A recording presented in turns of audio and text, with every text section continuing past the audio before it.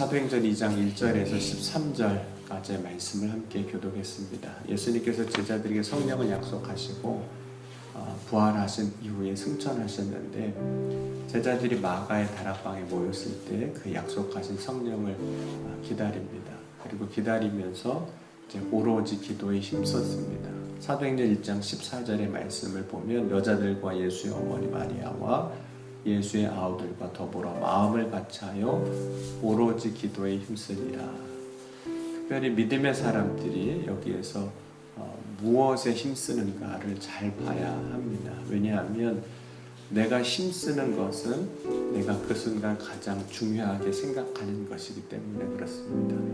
그리고 제자들은 지금 기도에 힘썼습니다. 그 이유는 예수님이 약속하신 말씀을 믿었기 때문이고 또 기도할 때 성령을 주실 것을 믿으니 그 일에 힘쓰지 않을 수가 없는 거죠. 그럼 오늘 우리가 힘쓰는 일을 보면 내가 믿는 것이 무엇인가를 또 보는 겁니다. 그럼 우리가 믿지 않으면 거기에 힘쓰지 않습니다. 힘쓸 필요도 없습니다. 예를 들면 이런 거죠. 일상생활에서 학생들이 공부를 해야 내가 시험에 합격한다라고 믿으니까 그 일에 힘쓰는 거예요. 밤낮 공부를 하는 겁니다. 근데 공부를 아무리 열심히 해도 합격 못할 것 같아. 그러면 힘쓸 이유도 없는 거죠. 그럼 우리가 살면서 열심히 일을 해서 돈을 버는데 그렇게 하면 돈이 벌어진다고 믿으니까 그렇게 하는 거예요. 만약 내가 정말 밤을 새서 일을 하고 또 수고를 해도 돈이 안 벌어진다고 믿으면 힘쓸 이유가 없는 겁니다. 그 일을 포기하고 아마 다른 일을 하게 될 겁니다. 그러니까 신앙생활에 있어서도 마찬가지죠. 내가 지금 힘쓰고 있는 것이 무엇인가를 보면 내가 진짜 믿고 있는 게 뭔가를 보는 겁니다. 그리고 신앙생활에서 기도할 때 하나님이 반드시 응답하실 것을 믿으면 그 기도하는 일에 힘쓰게 되어 있습니다. 여러분 기도해도 소용없던데요. 이러면 기도 안 하는 거죠. 그러므로 내가 지금 힘쓰고 있는 것을 보면서 내가 정말로 예수 그리스도를 믿는다고 하지만 내가 무엇을 믿고 사는지를 내가 보는 겁니다. 여러분은 요즘 뭐에 힘쓰고 사세요? 어떤 일에 믿음 안에서 진짜 이건 내가 해야 되는 거구나 하고 힘쓰고 있으시냐 하는 거죠. 그런 제자들이 기도에 힘쓸 때 주님께서 약속하신 대로 오순절날 성령을 부어주셨습니다. 그때 하늘로부터 급한 바람 소리 같은 게 있었고 온 집에 가득했습니다. 그리고 불의 혀처럼 갈라지는 것들이 그들에게 보였고 각 사람에게 성령이 충만하게 임하였습니다. 성령이 역사하실 때 그 모습을 이제 설명해 주고 있는데 성령을 바람과 같다 이렇게 말씀을 했거든요. 근데 성령을 바람과 같다라고 이야기한 이유는 성령이 가지고 있는 어떤 속성, 성질 그런 것 때문에 그렇습니다. 하나님이 사람을 흙으로 빚으시고 그 코에 생기를 불어넣어 주셨습니다. 그런데 그때 하나님이 불어넣어 주신 생기는 하나님의 숨이거든요. 근데 그때 생기가 히브리어로 르하흐입니다. 근데 이건 바람의 의미도 있어요. 숨이라는 의미도 있고 바람이라는 의미도 갖고 있습니다. 그러니까 하나님의 숨이 이제 아담에게 임할 때 그 흙이 이제 생기가 돌고 사람이 되는 거거든요. 그때 숨을 불어넣어 주는 거예요. 이게 바람을 불어넣어 주는 겁니다. 그럼 우리가 이것을 좀 이렇게 이해하면 그 상황을 좀 쉽게 이야기할 수 있거든요. 사람이 어떤 상황에서 갑자기 숨이 멈췄을 때 다시 그 숨을 쉬게 하려면 인공호흡을 하거든요. 근데 그때 바람을 불어 넣어주는 겁니다. 그 입에 바람을 불어 넣어주면 다시 이제 숨을 쉬게 되는 거죠. 하나님이 이제 그렇게 하셨습니다. 그럼 본래 하나님의 영은 성령은 인간의 육신의 영에 보이지 않습니다. 그러니까 바람도 우리 눈에 보이진 않잖아요. 그런데 바람이 불면 바람이 부는 거구나 하고 이제 느끼는 것처럼 그 성령의 역사에 대해서 설명을 하고 있는 겁니다. 보이지는 않지만 오늘 동시에 어떻게 표현하고 있냐면 불처럼 임했다라고 이야기를 해요. 그러니까 성령이 역사하실 때 그 자리에 있는 사람들의 모습이기도 합니다. 성령이 임하면 공통적인 특징이 있습니다. 그 마음이 뜨거워지는 거예요. 그래서 견딜 수가 없는 거예요. 말씀하신 것을 그대로 순종하지 않을 수가 없고 회개하지 않을 수가 없는 거예요. 마음이 뜨거워지는 것이 성령의 역사입니다. 근데 왜 하나님은 이제 성령을 약속하시고 또 오늘 사도행전의 마가의 다락방에 모였던 그 성도들에게 성령을 부어주셨던 걸까요? 먼저는 이제 약속하셨기 때문에 주시는 것인데 주님이 약속하신 건 반드시 이루시는 분입니다. 그러나 약속했기 때문에만 주신 것은 아니에요. 왜냐하면 성령이 임하실 때 하나님의 목적이 있거든요. 그리고 하나님이 택한 사람들에게 기름을 부어주시기도 하셨는데 그들이 누구였냐면 사사라든지 혹은 선지자라든지 혹은 예언자라든지 혹은 왕을 택할 때 기름을 부어주셨습니다. 이 기름을 붓는다는 것은 하나님의 택했다라는 의미이기도 하지만 하나님의 영이 임했다라는 의미도 동시에 갖고 있는 거예요. 그러니까 하나님께서 성령을 주시는 이유는 그 성령의 권능을 통해서 그 택한 사람을 통해 이루시고자 하시는 일이 있기 때문입니다. 그러니까 마가의 다락방에 있는 성도들에게도 성령을 주신 이유는 약속하셔서 주시기도 했지만 그 택한 사람들을 통해서 이 땅에 이루시고자 하시는 하나님의 뜻이 있는 겁니다. 목적이 있는 거죠. 그 뜻은 무엇이냐면 말씀하신 대로 땅 끝까지 이르러 내 증인이 되라고 하신 그 말씀을 이루시는 거예요. 그럼 예수님 시대 2000년 전이 되는 거죠. 믿음을 가지고 증인으로 산다는 것은 참 두려운 일이었습니다. 왜냐하면 예수님을 주로 인정하고 고백하는 사람은 이미 유대교에서 출교하기로 결의가 되어 있었습니다. 그럼 그 당시 유대교에서 출교가 되면 유대 땅에서 살 수 있는 기반이 없어지는 겁니다. 그러니까 굉장히 두려운 거죠. 내가 이제 유대교에서 출교를 당하면 어떻게 여기서 먹고 사나 이런 문제거든요.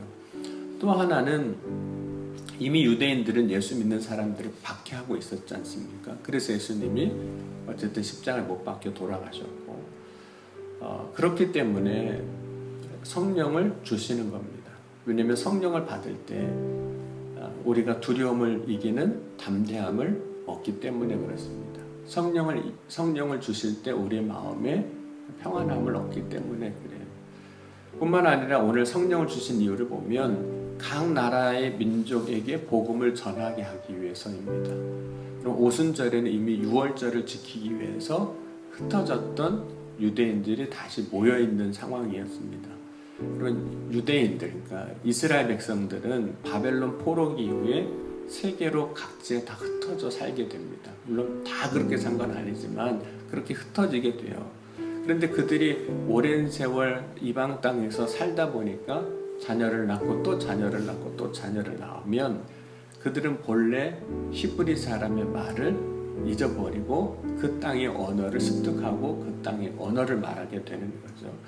오늘 사도행전 2장 9절에서 11절 보면 그 당시 6월 오순절날 유대 땅에 예루살렘에 왔던 디아스포라 유대인이라고 말하는 그 유대인들을 이렇게 이야기하고 있습니다. 우리는 바데인과 메데인과 엘람인과 또 메소포타미아, 유대와 갑바도기아, 본도와 아시아, 부르기아와 밤빌리아, 애굽과 및 구레네에 가까운 리비아 여러 지방에 사는 사람들과 로마로부터 온 나그네 곧 유대인과 유대교에 들어온 사람들과 그레데인과 아라비아인들이라 우리가 다 우리의 각 언어로 하나님의 큰 일을 말함을 듣는도다 하고 그리고 각 나라에서 온 사람들은 다 자기 나라 말로 소통을 하고 있는 거예요. 그러니 예수님의 제자들이 그 당시의 말로 아무리 얘기를 해봐야 복음을 들을 방법은 없는 겁니다. 언어가 다른데 어떻게 복음을 전할 수도 있고 혹은 들을 수가 있었겠습니까? 그때 하나님이 성령을 부어주셨고 성령을 받은 사람들이 각 나라의 방언으로 복음을 선포하게 하시는 거예요. 그것이 성령을 부어주신 또 다른 이유입니다. 성령을 받고 권능을 받고 모든 사람들에게 복음을 전하게 하기 위해서 그렇습니다. 그런데 이 당시에 이제 마가의 다락방에 있었던 사람들을 오늘 성경에서는 이렇게도 이야기하고 있어요. 7절 한번 같이 보겠습니다. 7절에 보면 함께 읽겠습니다. 다 놀라 신기하게 여겨 이르되 보라 이 말하는 사람들이 다 갈릴리 사람이 아니냐. 마가의 다락방에 모인 사람들을 향해서 갈릴리 사람이라고 이야기를 하고 있습니다. 어떻게 보면 당연한 이야기도 해요. 왜냐하면 예수님께서 공생의 기간 사역하실 때 주로 3년의 기간을 갈릴리 호수 주변에서 사역하셨습니다. 물론 예루살렘에 오시기도 하셨고 이방 땅으로도 가시기도 하셨지만 주로 갈릴리에서 사역을 하셨기 때문에 제자로 부름받은 사람들의 출신이 다 갈릴리 지역이기도 한 것이 있습니다. 그런데 이 당시에 갈릴리 사람이라는 이 말의 의미는 이런 의미입니다. 촌사람 혹은 배우지 못한 사람, 시골 사람 이런 의미가 깔려 있는 거거든요. 그러니까 이들이 다 갈릴리 사람이 아니냐 이런 이야기는 이런 의미가 있습니다. 배우지 못한 사람들인데 어떻게 우리의 언어로 말을 하느냐는 거예요. 그러니까 언어라는 것은 많은 지식이 필요한 거잖아요. 또 배움이 필요한 건데 어떻게 해서 촌 사람들이 배우지 못한 사람들이 우리의 언어로 말을 하고 있느냐 하는 거죠. 그래서 각 나라의 언어로 말하는 사람들을 보고 갈릴리 사람들이 배우지 못한 사람들이 그런 걸 보고 놀랍니다. 그런데 여러분 우리가 어떤 상황이나 현상을 보면 그걸 설명하고 싶은 게 우리의 본능이거든요. 그래야지 좀 마음이 시원해요. 설명이 안 되면 답답하니까. 이들이 뭐라고 이야기하냐면 술 취해서 말한다 이렇게 이야기합니다. 여러분 술 취해서 각 나라의 언어를 말할 것 같으면 술을 많이 먹어야 될 것 같아요. 그러니까 성령의 역사를 모르는 거죠. 여러분 왜 하나님께서 성도들에게 성령을 주신 걸까요? 결국은 그 당시 예루살렘에 모여있던 이들을 향해서 복음을 듣게 하기 위해서입니다. 전하지 않으면 어떻게 들을 수 있겠습니까? 그러니 하나님이 마가의 다락방에 모여있는 성도들에게 성령을 주심으로 전하게 하시는 거예요. 전하면 죽을 수도 있고 옥에 갇힐 수도 있는데 두려워하고 있는 사람이 어떻게 전할 수 있겠습니까? 담대하게 전하게 하기 위해서 성령을 주신 겁니다. 그것은 예루살렘에 모인 그 한 사람 한 사람 한 영혼 한 영혼을 사랑하시는 하나님의 역사이기도 해요. 단순히 그냥 그들에게 권능을 주시려고만 성령을 주신 것이 아니라 거기에 모인 사람들에게 복음을 듣고 그들의 영혼이 구원받게 하기 위한 하나님의 사랑인 겁니다. 그럼 그런 면에서 보면 저와 여러분은 이미 다 예수를 믿고 구원받은 하나님의 자녀가 된 것은 이미 하나님의 사랑 안에 있는 증거입니다. 하나님이 얼마나 사랑하셨으면 우리를 복음을 듣게 하시고 하나님의 자녀가 되게 하셨겠습니까? 그럼 오늘 우리가 교회에 모일 때 하나님의 마음을 가졌으면 합니다.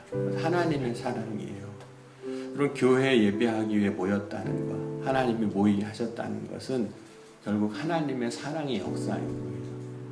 말씀을 듣고 믿음 안에 서게 하시려고 하시는 하나님의 사랑의 역사입니다. 하나님의 사랑의 마음으로 저와 여러분이 날마다 설 수 있기를 주의 이름으로 간절히 축원합니다. 하나님의 마음을 가지면 그 사랑하는 마음으로 말하는 사람들은 비난하는 말이나 정죄하는 말을 하는 것이 아니라 복음을 전하는 말을 하게 되는 거죠. 또 우리의 생각과 판단으로 말하는 것이 아니라 성령의 말하게 하심을 따라 말을 하게 되는 겁니다. 그리고 오늘 우리의 교회가 성령의 말하게 하심을 따라 말하고 주의 사랑의 그 말을 언어를 행하는 우리 교회가 되어질 수 있기를 주님으로 간절히 축원합니다. 그래서 교회가 정말 주님의 마음을 품은 교회가 되고 주님의 마음으로 사역하는 또 주님이 맡겨주신 일들을 감당하는 청년의 교회 될 수 있기를 주님으로 간절히 축원합니다. 오늘 이 시간 함께 말씀 중에서 마가의 다락방에 모인 성도들의 기도에 힘쓴 이유가 무엇이었는지를 생각해보고 또 하나님이 약속하신 성령을 그 오순절 마가의 다락방에 모인 성도들이 주신 이유가 무엇인지 말씀을 통해서 다시 한번 돌아보았으면 좋겠습니다. 그것을 통해서 하나님의 마음을 알고 하나님의 마음으로 말하고 복음을 선포하는 온 성도가 되게 하여 주옵소서. 이것이 오늘 저와 여러분의 기도의 제목이 될 수 있길 주님으로 간절히 축원합니다. 기도하시겠습니다. 지금도 살아계시고 역사하신 하나님, 오늘 이 아침에도 마가의 다락방에 모였던 성도들에게 임한 성령을 오늘 우리에게도 다시 부어 주옵소서. 그래요, 오직 기도에 힘쓰고 하나님 맡겨준 사명들을 이루어 나가는 믿음의 사람이, 믿음의 공동체가 되게 하여 주옵소서. 오늘도 주님께 구할 때, 부르짖을 때 응답하시고 역사하여 주셔서 살아 역사하신 하나님을 알게 하시고 고백하게 하시고 찬송케 하여 주실 줄 믿습니다. 이 시간 오직 주님 앞에 나아가오니 주여 역사하여 주옵소서. 특별히 환우들을 기억하시고 고치시고 회복하게 하시고 온전하게 하여 주시고, 또 마음이 상한 이들이 있다면 주님 위로하여 주시고 주의 믿음 안에서 굳게 다시 서게 하여 주셔서 주님 기뻐하시는 믿음의 삶으로 나아갈 수 있도록 축복하여 주옵소서. 오늘도 하늘 문을 여시고 부르짖고 간구하는 이들 가운데 충만하게 역사하여 주실 것을 믿사오며 사랑이 많으신 우리 주 예수 그리스도의 이름으로 감사하며 간절히 축복하며 기도하옵나이다. 아멘.